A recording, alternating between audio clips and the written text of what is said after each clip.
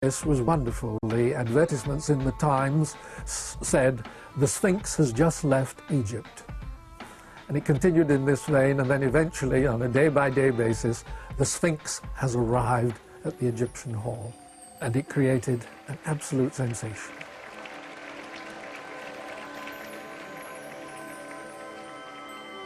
Audiences have been accustomed for many years to seeing magic tables that had long tablecloths on them so assistants could be concealed.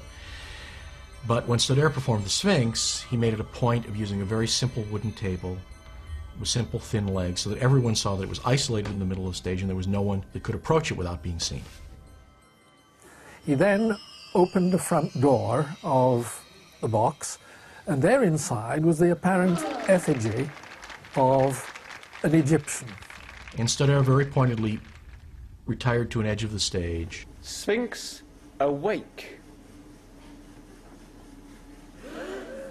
And then, to the surprise of the audience, this effigy's eyes opened, looked around. Everyone, through the very small theater at Egyptian Hall, you could hear the gasp of recognition that it really was a living head.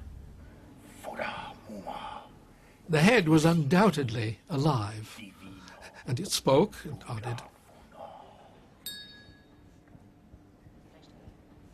He closed the door again, and with some patter that these things go back to whence they came, opened the door again. The head had gone, and all that was left was a little pile of ashes. So gradually there was a kind of building recognition during this presentation that this was not just a trick, not just an illusion. This was really a miracle. Stodare had shown people something they'd never seen before and that they never thought was possible. Now, the interesting thing about both the Proteus cabinet and the Sphinx is that the same method, the same secret, can serve us two totally different effects. But beyond that, I'm not going to say any more. But it was John Neville Maskelyne who really established the Vanishing Cabinet. Lords, ladies and gentlemen, welcome to Egyptian Hall. Will, the Witch and the Watchman was based on the tale of a sailor who is thrust into jail. The act was so popular, it was performed over 10,000 times. The amazing thing about Will, the Witch and the Watchman cabinet was that Maskelyne took a simple idea that had been first exhibited at the Polytechnic, and he made some amazing optical and mechanical improvements in it. Very complicated sketch in which several characters vanished and got tied up and reappeared. There was a village maid and a handsome swain, watchman, a butcher, a witch. They could reappear, transform, and disappear, in the blink of an eye. Maskelyne and Cook had successfully married technological innovation with a winning performance. And then to make it fun and to make it topical, what Maskelyne did is he dropped in one more character, which was a gorilla, which is a complete non sequitur for us today, but we have to realize that in that time, in the 1860s, gorillas had just been exhibited in London. The first specimens of gorillas had come back, and Maskelyne and Cook didn't quite get it right. Their gorilla had a long tail, and one of the plot points is that the gorilla's tail is cut off by the butcher during the course of the action. A zoological inaccuracy that lent a useful twist to the plot's tale. 100 years later, a magician, an ape and a box were to captivate an audience for a second time. So what have you found?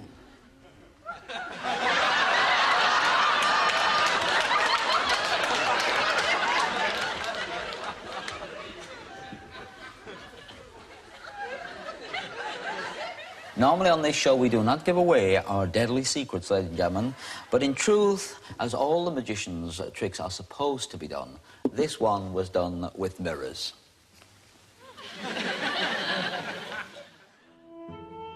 Mesdames et messieurs, mon fils. But sometimes performers have misled audiences intentionally by keeping one step ahead of public knowledge and exploiting scientific ignorance. Magicians often bamboozle the public with supposed science explanations for what they're doing. Perhaps the most notable of these was Robert Houdin with his demonstration of the ethereal suspension in which he suspended his son on a single pole, supposedly under the influence of ether. Ether, well, chloroform, really, had just come into the marketplace, and everybody was talking about the mysterious powers of this stuff, this ether. He said the properties of ether made an individual lighter than air, like a balloon. And so he had a bottle of it, and he waved it under the nose of his son, and then the boy floated in the air, you know.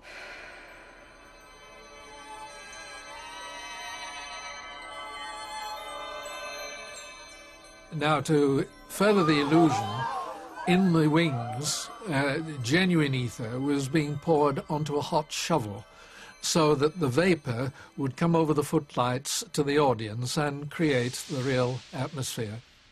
And so Robert Houdin used the suggestion of ether during his levitation to make it topical and to feed on this debate. Actually, ether had nothing to do with it, and part of the debate that he aroused was whether he would subject his son to this dangerous gas and whether he was doing this every night. But actually, all of that was a deception. Magicians weren't respectable. Everybody was very interested in science, and very few people understood very much about it. Magicians took on a bit of respectability by presenting themselves as scientists, as Dr. So-and-so, you know. I need a volunteer. Yes. The most colourful of these characters was the electrifying Dr. Walford Bodie. Bodie was a charlatan.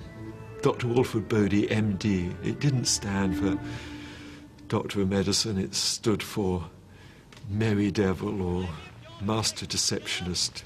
Dr. Walford Bodie, the bloodless surgeon.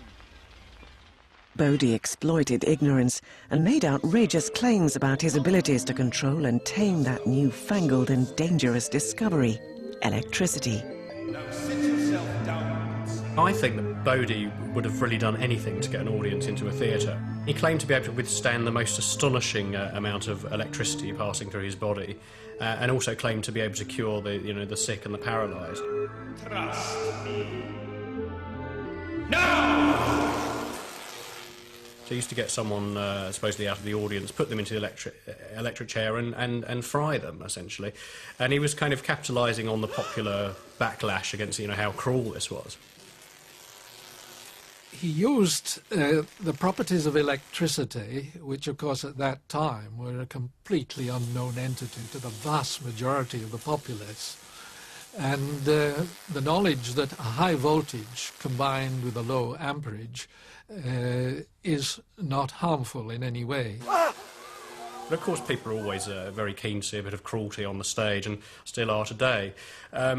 In actual fact, he was playing with his idea that he knew the audience would know a bit about electricity, but not enough to probably be ahead of him. And of course that is pretty much a staple even of magicians today. Magicians are rarely daunted when a whole new technology opens up magical possibilities. Most magicians have always taken science very seriously, because we like to keep up with the latest developments. I mean, when there's something new comes on the horizon, we say, can I do a trick with that? We've always been in the forefront of the novelty things that there are. We tend to be pretty up to date. I mean, Devant brought film to London, the cinema.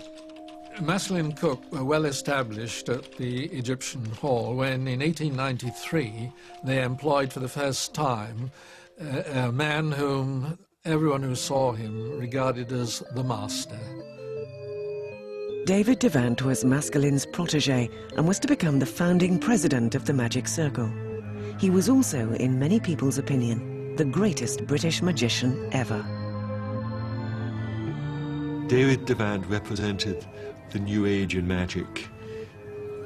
Devant's fascination for pictures of all kinds led to his interest in the emerging moving picture industry. So ironically, the very earliest cinema is being shown and perpetuated and exhibited by magicians